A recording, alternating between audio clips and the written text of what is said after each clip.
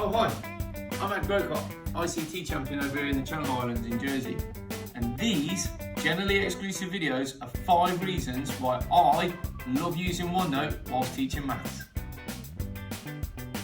Number 1, Lasso Select. It can be found under the Draw tab here in OneNote. I'm quite lucky because I'm a Surface Pro user. I'll just click and hold my pen, and as I then draw around it, it allows me to select the digital inking that's on my page. So when I'm finding an area of compound shapes like this one, for my students it allows me to move the digital inking around so as I can be very specific about the measurements I'm talking about. This measurement here is made up of 10 meters, part of it is 4, therefore then this missing length here is 6 meters. And when I got into the area of my triangle, I can then use my 8 meter measurement here that also forms the base of the triangle. And because I can lasso select, I can move this around. It really comes into its own when you're trying to find the perimeter of a shape. And when I lasso select, I can also then use my shortcut keys. I've selected that digital inking, so by compressing Ctrl C and Ctrl V, I can then create another one that I then move around the page to help my students visualize measurements on perimeter and area of compound shapes using the Lasso Select for the digital inking tools right here within Microsoft OneNote. Number 2, transformations. I love teaching transformations in OneNote because it allows my students to get a visual representation of everything I'm trying to communicate. I'm going to move my pétanque court.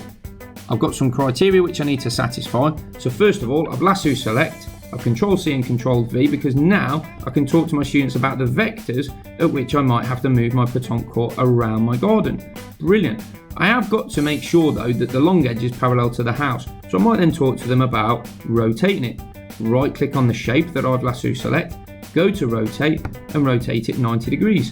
Brilliant. I can now keep the center of origin, rotate my pétanque court so as my students can see exactly where this would then need to be to satisfy this criteria.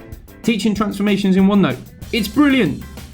Number 3, plotting linear graphs. Yes, I can do that straight away here in OneNote. I'm going to go and buy some Robbie Williams tickets, which are very cheap. They cost £2 each. I don't know how many I'm going to buy, but I do know that there's a £5 administration fee. Oh look, this looks like a linear equation.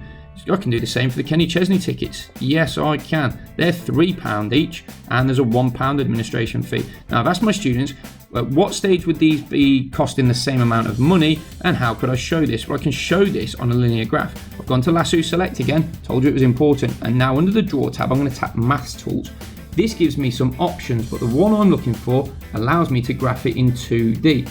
That's not quite telling me when they're going to cost the same. I need that intercept point there. So I've scrolled out and now I can insert this straight onto my page right here in OneNote. I train my students how to do this as well. So as then I'm not wasting time getting them plotting out graphs on graph paper anymore. I'm doing it all here within OneNote using the maths tools that you can find under the Draw tab. Number 4 is the replay tool. I've formed this expression based on my question here, and I'm then going to turn it into an equation that I want to solve.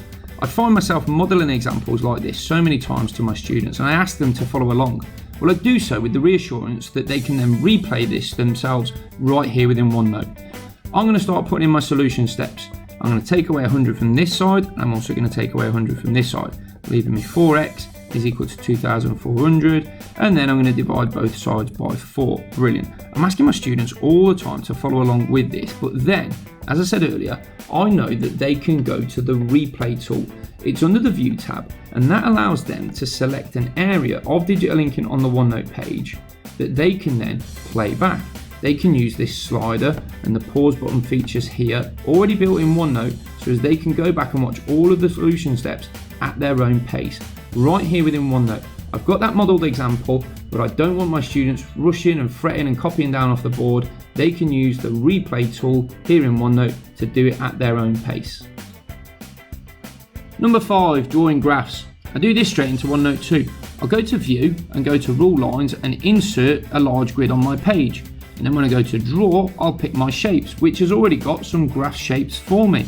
I can draw these then straight onto my page. I'm not using a visualizer on my desk and some squared paper. I'm going to do this into OneNote so as my students have a copy.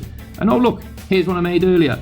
I can now model this to my students so as then I can start to show them exactly where they should be plotting points on my scatter diagram here from the table, and I'll then be able to distribute this out through Teams or through class distribution, built right here in OneNote for when I'm drawing graphs. Thanks for watching. I hope you found them wonderful. See you next time.